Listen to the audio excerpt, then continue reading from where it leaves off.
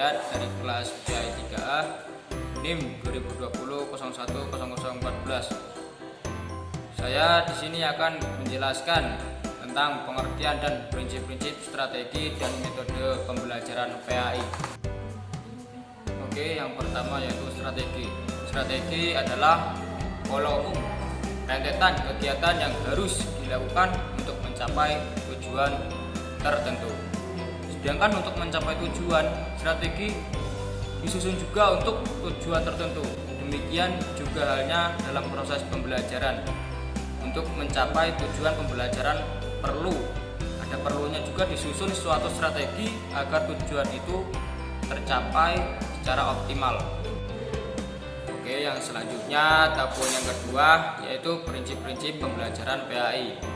Prinsip berasal dari kata principia, berarti permulaan. Titik awal yang darinya lahir hal-hal tertentu.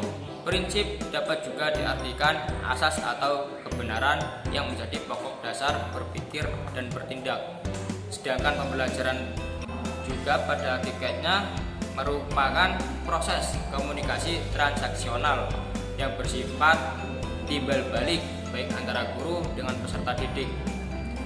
Dari kegiatan pembelajaran PAI juga pada dasarnya mengandung makna adanya interaksi edukasi antara guru dan siswa.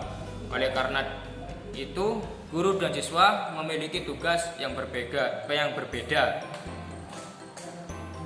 Guru bertugas mengajar dan siswa bertugas belajar. Kedua kegiatan tersebut masing-masing terdapat prinsip-prinsip tersendiri, yaitu yang nomor satu prinsip-prinsip belajar, dan yang kedua prinsip-prinsip mengajar, dan yang ketiga yaitu peran guru dalam pembelajaran PAI. Oke, yang nomor satu yaitu prinsip-prinsip belajar. Dari Epo Ningrum mengutip dari Muhammad Ali mengumumkakan terdapat 4 prinsip belajar, berupa proses belajar adalah kompleks namun terorganisir. Yang kedua, motivasi sangat penting dalam belajar. Yang ketiga, belajar berlangsung dari yang sederhana meningkat kepada yang kompleks. Dan yang keempat yaitu belajar melibatkan perbedaan dan penggeneralisasian berbagai proses. Dan prinsip yang kedua yaitu prinsip mengajar. Dari menurut Muhammad Ali sebagaimana dikutip Epo Ningrum terdapat 6 prinsip mengajar, yaitu belajar harus berdasarkan pada pengalaman belajar yang sudah dimiliki siswa. Dan yang kedua yaitu pengalaman dan keterampilan yang diajarkan harus bersifat praktis. Dan yang ketiga, mengajar harus memperhatikan perbedaan individu setiap siswa. Dan yang keempat yaitu kesiapan ataupun readiness belajar sangat penting dijadikan landasan mengajar. Yang kelima, tujuan pengajaran harus diketahui oleh siswa. Dan yang keenam, mengajar harus mengikuti prinsip psikologis belajar. Dan yang prinsip ketiga ataupun terakhir yaitu peran guru dalam pembelajaran PAI. Peran guru dalam pembelajaran PAI, guru sebagai pelaku utama dalam implementasi atau penerapan program pendidikan di sekolah memiliki peran yang strategis dalam mencapai tujuan pendidikan yang diharapkan. Dan yang ketiga yaitu faktor-faktor yang mempengaruhi strategi pembelajaran. Adapun faktor-faktor yang dapat mempengaruhi sistem pembelajaran diantaranya yaitu faktor guru, faktor siswa, faktor sarana dan prasarana yang tersedia, dan faktor lingkungan.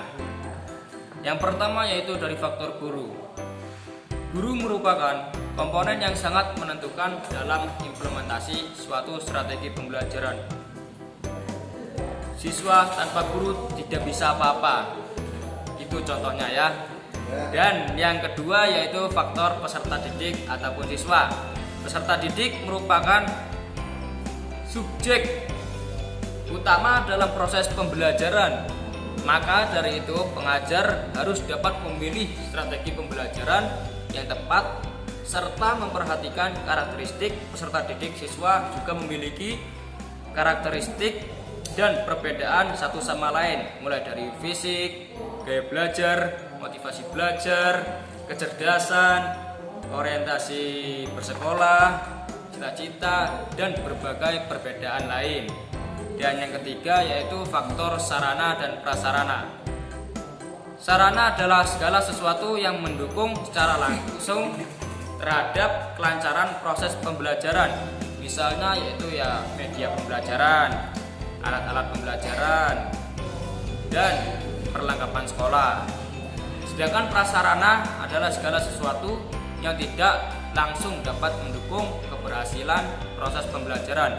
Semisal jalan menuju sekolah, penerangan sekolah, kamar kecil, dan lain sebagainya. Adapun keuntungan yang didapat siswa maupun guru dari sekolah yang memiliki kelengkapan sarana dan prasarana, yaitu kelengkapan sarana dan prasarana dapat menumbuhkan gairah dan motivasi guru mengajar. Dan kedua, kelengkapan sarana dan prasarana dapat memberikan sebagai pilihan pada siswa untuk belajar. Dan faktor yang keempat yaitu faktor lingkungan. Dilihat dari dimensi lingkungan, ada dua faktor yang dapat mempengaruhi proses pembelajaran, yaitu faktor organisasi kelas dan faktor iklim sosial psikologis. Kalau dari faktor organisasi kelas, yaitu ya yang di dalamnya meliputi jumlah siswa dalam satu kelas merupakan aspek penting yang dapat mempengaruhi proses pembelajaran tersebut. Dan yang nomor 4 yaitu ada macam-macam metode mengajar. Macam-macam metode mengajar, ada metode yang pertama yaitu metode proyek ataupun unit, yaitu cara penyajian pelajaran yang bertitik tolak dari suatu masalah kemudian dibahas dari berbagai segi yang berhubungan sehingga pemecahannya secara keseluruhan dan bermakna. Dan yang kedua yaitu metode eksperimen ataupun percobaan. Metode eksperimen atau percobaan yaitu cara penyajian pelajaran dengan melakukan percobaan dengan mengalami dan membuktikan sendiri sesuatu yang dipelajari, sehingga anak didik dapat mencari suatu hukum atau dalil dan menarik kesimpulan atau proses yang dialaminya itu. Dan yang nomor 3 yaitu metode diskusi. Metode diskusi yaitu cara penyajian pelajaran di mana siswa dihadapkan pada suatu masalah yang bisa berupa pernyataan atau pertanyaan yang bersifat problematis untuk dibahas dan dipecahkan bersama. Dan yang keempat yaitu metode sosiodrama ataupun role playing, yaitu mendramatisasikan tingkah laku dalam hubungannya dengan masalah sosial. Tujuan yang diharapkan adalah agar siswa dapat menghayati dan menghargai perasaan orang lain, dapat belajar membagi tanggung jawab, dapat mengambil keputusan secara spontan, merangsang kelas untuk berpikir dan memecahkan masalah tersebut. Dan yang terakhir yaitu yang kelima, ya kan? Yang kelima yaitu manfaat metodologi pembelajaran PAI. Metodologi pendidikan Islam memiliki nilai manfaat bagi guru atau pendidik yang bergelut di dunia pendidikan. Namun untuk lebih jelasnya berikut ini akan saya jelaskan beberapa manfaat dari pemakaian metodologi pendidikan Islam.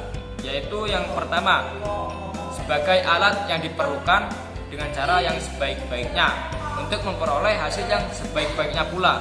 Dan yang nomor kedua yaitu untuk mengetahui sifat dan ciri khusus dari macam-macam mata pelajaran, pada hakikatnya yaitu anak didik dan lain-lain lah. Dan yang ketiga yaitu sebagai bahan pertimbangan dalam menentukan pilihan metode mengajar. Yang keempat, mempermudah pengajaran agama Islam dalam menerapkan dan menanamkan ideologi yang mantap hingga tidak hilang kepercayaan murid terhadap nilai-nilai yang tersimpan dalam Al-Quran.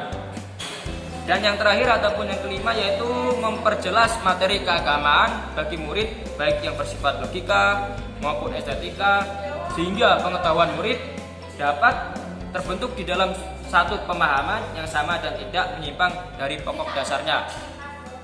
Sekian dari saya. Apabila banyak kesalahan, mohon maaf sebesar-besarnya. Wallahul muwaffiq ila aqwamit thoriq. Wassalamualaikum warahmatullahi wabarakatuh.